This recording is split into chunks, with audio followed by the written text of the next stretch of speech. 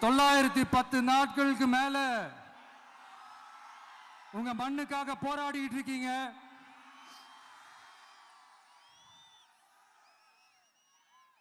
உங்க போராட்டத்தை பத்தி ராகுல் ஒரு பையன், சின்ன பையன் பேசினது நான் கேட்டேன்.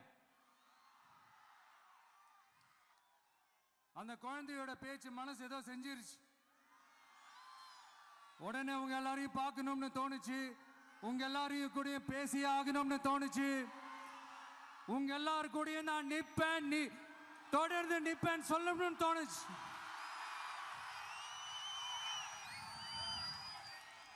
ஒவ்வொரு வீட்டுக்கும் ரொம்ப முக்கியமானவங்க அந்த வீட்டில் இருக்கிற பெரியவங்க தான்.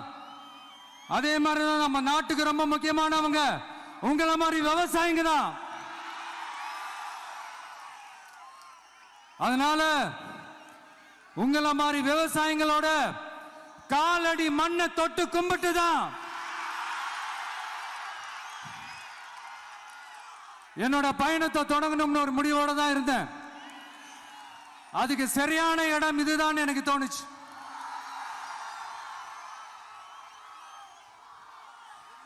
என்ன உங்க வீட்டில் இருக்கிற ஒரு மகனா என்னோட கள அரசியல் பயணம் உங்களோட ஆசீர்வாதத்தோட இங்கிருந்து தான் தொடங்குது. சரி, அதை விடுவோம்.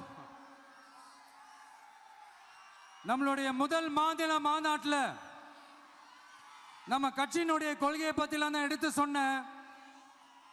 அதுல ஒண்ணுதான் இயற்கை வள பாதுகாப்பு. சூழலியல் மற்றும் காலநிலை நெருக்கடியை எதிர்கொள்ளக்கூடிய இயற்கைக்கு ஊறு விளைவிக்காத பகுதிசார் மாநில வளர்ச்சி பரவலாக்கம். இதான் நாம் அறிவிச்ச அந்த கொள்கை. இதான் நான் இங்க சொல்றதுக்கு காரணம் ஓட்டு அரசியலுக்காக இல்ல.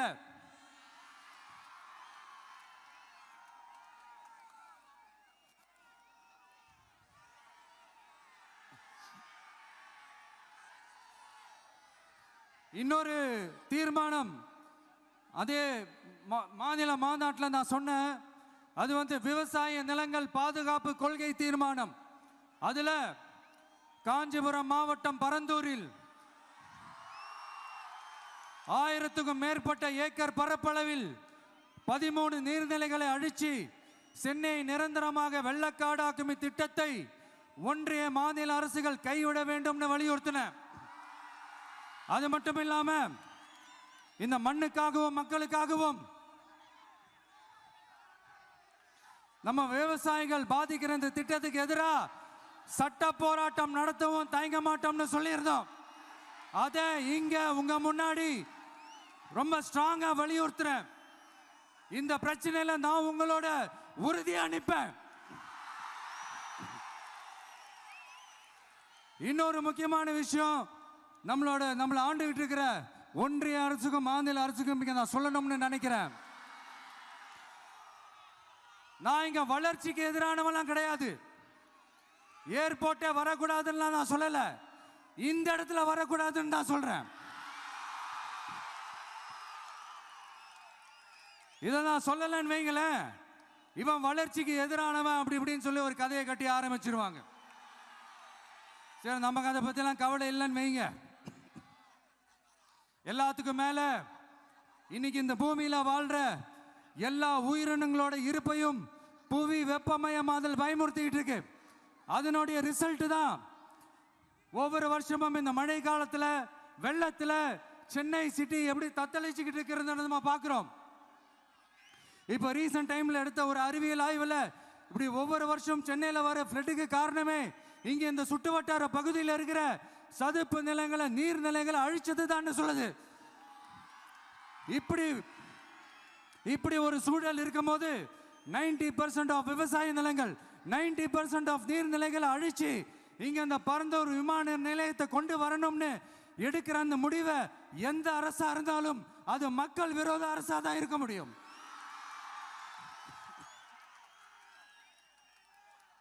இப்ப சமீபத்தில் நம்ம அரிட்டாப்பட்டி பகுதியில் அந்த டங்ஸ்டன் சுரங்கம் அமைக்கிறதை எதிர்த்து தமிழ்நாடு அரசு ஒரு தீர்மானம் ஒன்று கொண்டு வந்தாங்க.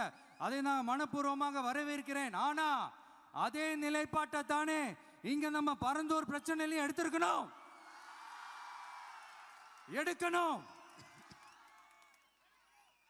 எப்படி அரிட்டாப்பட்டி பகுதி மக்கள் நம்ம மக்களோ அதே மாதிரி தானே பரந்தூர் மக்களும் நம்ம மக்கள்.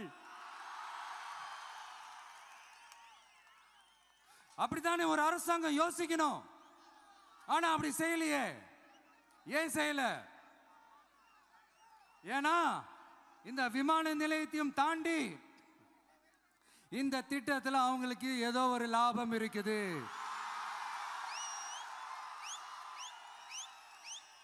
அதை நம்ம மக்கள் தெளிவா புரிஞ்சு வச்சிருக்கிறாங்க.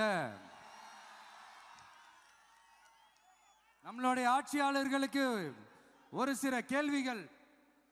நீங்க எதிர்கட்சியா இருக்கும் போது 8 வழிச்சாலையை எதிர்த்தீங்க, அந்த காட்டுப்பள்ளி துறைமுகத்தை எடுத்தீங்க. அதே தானே இங்கேயும், அதே நிலைப்பாடு தானே இங்கேயும் எடுக்கணும். அது எப்படி நீங்க எதிர்கட்சியா இருக்கும் போது விவசாயிகளுக்கு ஆதரவு, ஆளுங்கட்சியா இருக்கும் போது விவசாயிகளுக்கு எதிர்ப்பா? இது எனக்கு புரியலையே.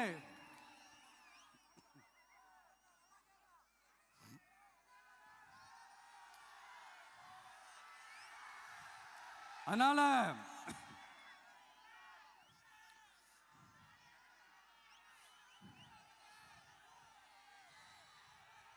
இனிமேலும் சொல்றேன், உங்க நாடகத்தெல்லாம் பார்த்துக்கிட்டு மக்கள் சும்மா இருக்க மாட்டாங்க. நீங்க உங்களோட வசதிக்காக அவங்களோட நிக்கிறதும் அவங்களோட நிக்காம இருக்கிறதும், நாடகம் ஆடுறதும் நாடகம் ஆடாம இருக்கிறதும், அது சரி. நம்புற மாதிரியே நாடகம் ஆடுறதுல தான் நீங்க கில்லாடிங்களாச்சு. அதையும் மீறி நம்ம விவசாயிங்க உங்க போராட்டத்துக்கு எதிராக போராடினாங்கன்னா பிரச்சனை தான். அதனால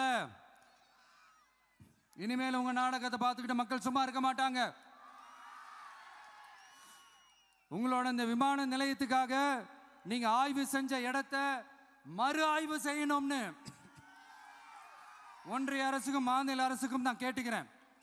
விவசாய நிலங்கள் இல்லாத இந்த பாதிப்புகள் குறைவா இருக்கிற இடங்களா பார்த்து உங்களுடைய விமான நிலையத்தை கொண்டு வாங்க. வளர்ச்சி தான் மக்களை முன்னேற்றம். ஆனா அந்த வளர்ச்சின்ற பேர்ல நடக்கிற அழிவு மக்களை ரொம்பவே பாதிக்கும்.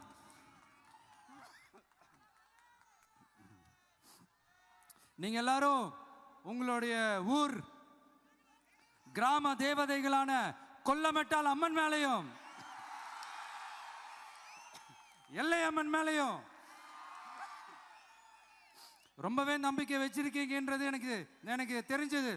அந்த நம்பிக்கையை இழந்துடாதீங்க. உங்களுக்காகவும் உங்க ஊருக்காகவும் இனி உங்க வீட்டு பிள்ளையான நானும் தமிழக வெற்றி கழகத்தோட தோழர்களும்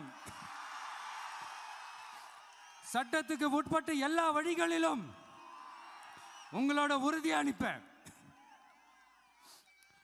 உங்களோட ஊருக்குள்ள ஏகனாபுரம் ஊருக்குள்ள வந்து அந்த திடல்ல தான் உங்க எல்லாரையும் மீட் பண்ணணும்னு நினைச்சேன்.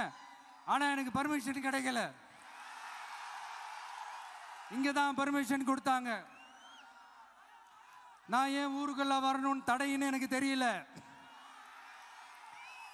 இப்படிதான் கொஞ்ச நாளைக்கு முன்னாடி நம்ம புள்ளிங்க ஒரு நோட்டீஸ் கொடுத்ததுக்கு தடை விதிச்சாங்க. ஒரு துண்டு சீட்டு நம்ம புள்ளிங்க கொடுத்ததுக்கு.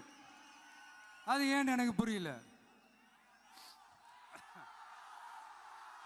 அதனால கான்பிடண்டா இருங்க, நல்லதே நடக்கும்,